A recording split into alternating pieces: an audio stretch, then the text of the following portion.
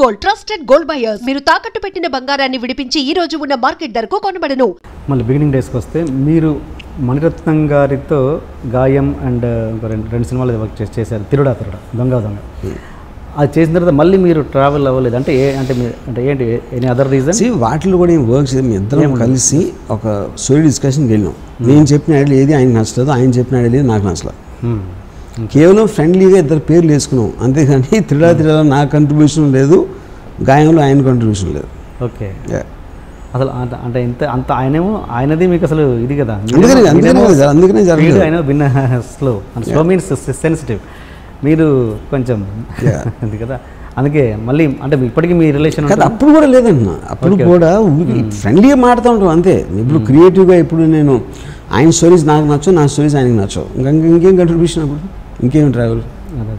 నాకు అక్కడక్కడ మణిరత్నం గారి సినిమాలు కొన్ని సీన్లు నచ్చాయి, ఆయనకి నా షార్ట్లు కూడా నచ్చవు. సీన్లు పక్కన పెట్టండి, సినిమాలు నచ్చవు, సీన్లు నచ్చవు, షార్ట్లు కూడా నచ్చవు. ఆయనకి శివ కూడా నచ్చలేదు సినిమా.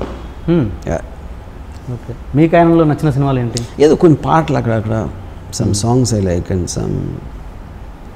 మీకు నచ్చిన డైరెక్టర్ అండి ఇప్పుడు ప్రజెంట్ డైరెక్టర్స్లో?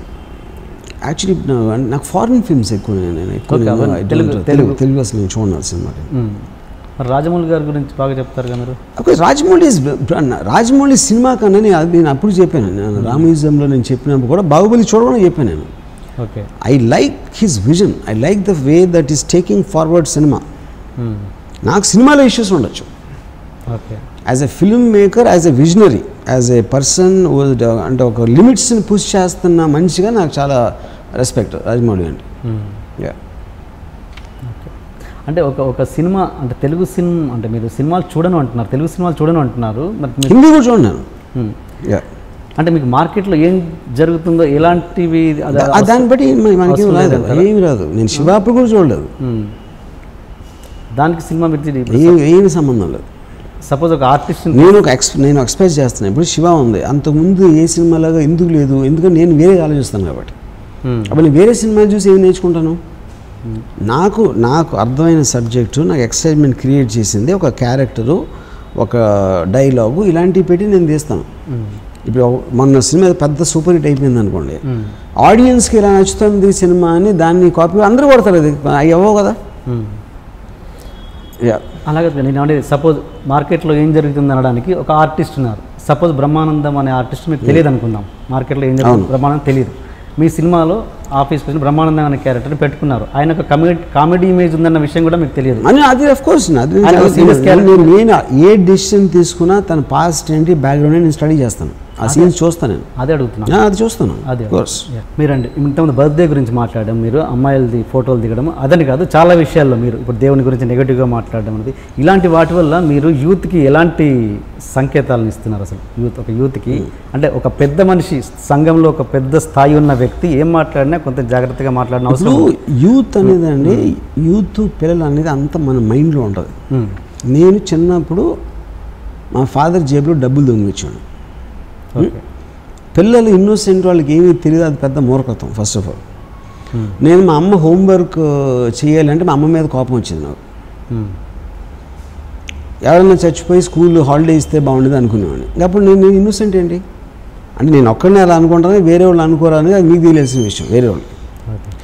తర్వాత టీనేజ్ వచ్చినప్పుడు లేకపోతే యూత్ ఉన్నప్పుడు మా ఏజ్లో అంటే మా టైంలో కూడా వీ ఆల్ నో ఎవ్రీథింగ్. ప్రతి ఒక్కడికి అది ఇండిపెండెంట్ అభిప్రాయం ఉంటుంది. ఇవాళ ఉన్న సోషల్ మీడియా దాంట్లో యూత్ అనేది సెపరేట్గా ఎవడో ఇన్ని నేర్చుకుంటారు అనుకుంటే అంతకన్నా బుద్ధి తక్కువ ఉండదు. They all know everything what they want to do. Okay, ఇంకోటి చెప్తే తప్పితే వద్దు బాబు బాగా చదువుకోండి అని చెప్తే వినటానికి ఎవ్వడు లేడు అక్కడ, భాషను పట్టేసుకుని కూర్చుని వినటానికి. All the youth know much more then the elders. అంటే ఒక ఇమేజ్ ఉన్న వ్యక్తి ఒక మాట మాట్లాడితే ఏమి ఉండదు, ఎవరు వినరు.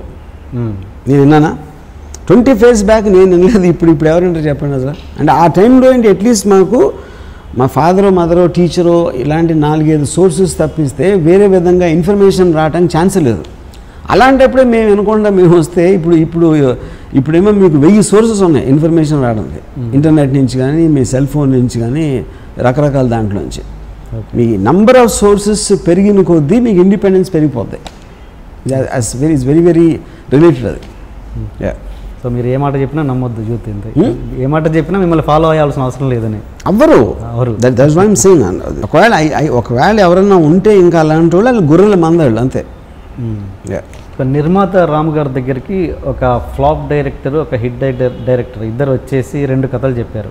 చెప్పాక ఫ్లాప్ డైరెక్టర్ ఏంటది నిర్మాత రాము గారి దగ్గరికి, మీ దగ్గరికి ఒక నిర్మాతగా, నాట్ డైరెక్టర్, ఒక నిర్మాత రాము గారి దగ్గరికి ఒక ఫ్లాప్ డైరెక్టర్, ఒక hit director, super hit director వచ్చారు. ఫ్లాప్ డైరెక్టర్ చెప్పిన కథ చాలా సూపర్గా ఉంది. హిట్ డైరెక్టర్ వచ్చిన డైరెక్టర్కి అతను అతి మామూలు చెత్తగా ఉంది. మీరు దేనికి ప్రిఫరెన్స్ ఇచ్చి సినిమా తీస్తారు? ఇక్కడ 2 పాయింట్స్. కమర్షియల్గా ఆలోచిస్తే సూపర్ హిట్ డైరెక్టర్ కాబట్టి అతని పేరు మీద బిజినెస్ అవుతుంది, అలా నేను ఎప్పుడు ఆలోచన. I'm just giving a thought process. ఇంకోటి ఏంటి, స్టోరీ మీకు తెలుస్తుందా లేకపోతే సూపర్ హిట్ తీసాడు కాబట్టి అతనికి తెలిసి ఉంటుంది అనే ఒక దాంతో ఒక ఆస్పెక్ట్ ఉంటుంది. పర్సనల్గా నా యాటిట్యూడ్ ఎందుకంటే నేను ఎప్పుడు ప్రొడ్యూసర్గా ఆలోచన. నా పేరు ప్రొడ్యూసర్గా వచ్చి ఉండొచ్చు కానీ నా మెంటాలిటీ ఎప్పుడు ప్రొడ్యూసర్గా ఆలోచన. అప్పుడు డెఫినెట్లీ నాకు ఎక్సైట్మెంట్ వచ్చిన స్టోరీ నేను చేస్తాను. ఓకే. కానీ ఆ వర్డ్ ప్రొడ్యూసర్ని అటాచ్ చేయడం అనేది ఆ ప్రొడ్యూసర్ వర్డ్కి తప్పు. ఐ మీన్ దాన్ని ఒక అవమానపరిచినట్టు నా దాంట్లో. ఇప్పటివరకు ఎన్ని ఫ్లాపులు తీసినా కూడా చాలామంది యూత్లో ఏమంటారంటే మేము ఇప్పటికీ రామ్ గోపాల్ వర్మని చూసి ఇండస్ట్రీకి వచ్చామని చెప్తున్నారు చాలామంది. అంటే ఏంటంటే అదే మరి ఇప్పుడు చాలామంది సక్సెస్ఫుల్ డైరెక్టర్స్ ఉన్నారు, పేర్లు వద్దు కానీ పెద్ద పెద్ద సూపర్ హిట్స్ తీశారు, పెద్ద పెద్ద బడ్జెట్లు తీశారు. వాళ్ళు ఏమంటారంటే వాళ్ళు అసలు ఇంత సక్సెస్లు ఇచ్చినా కూడా ఆయన ఒక గాడ్గా ఉంటున్నారు ఇండస్ట్రీలో. ఏంటి మ్యాజిక్ అసలు?